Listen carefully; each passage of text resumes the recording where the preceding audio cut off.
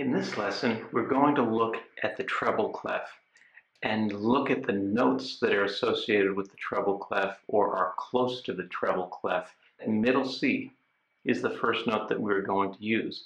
Now, middle C, which is right here, as we know very well from our songs, is not on the treble clef. It sits between the treble clef and the bass clef, and there is a line going through it. So it looks like a circle with a line going through the middle. That's a very important note to memorize. Then D, which is located right here, we've played that in a number of our songs. That sits right under the treble clef. So it just hangs there like a drop of water, for lack of better words.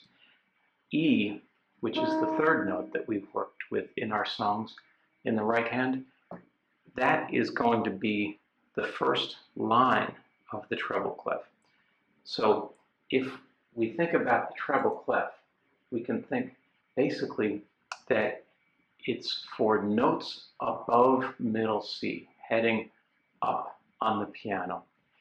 Occasionally you will have notes below middle C that are associated with the treble clef, but I would say 90% of the time it's for notes middle C and above, and primarily, again, 90% of the time for the right hand.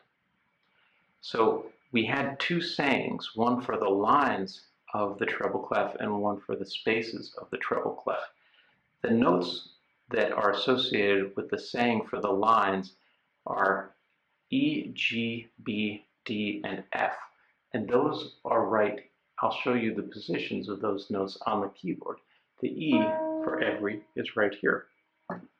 The G for good is right here. The B for bird is right here. The D for does is right here. And the F for fly is right here. And this is always the case with the treble clef and the piano. When you see the E for every, it will always be this note. When you see the G for good, it will always be that key on the piano. It cannot be any other key on the piano. When you see the B for bird, it's always this key.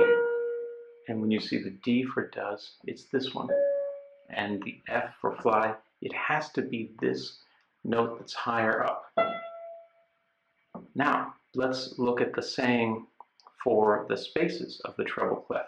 And that is the word face, spelled from bottom note to top, sort of upside down. So F of face is right here. And you might notice, just going back, that the F for fly, every good bird does fly, is here.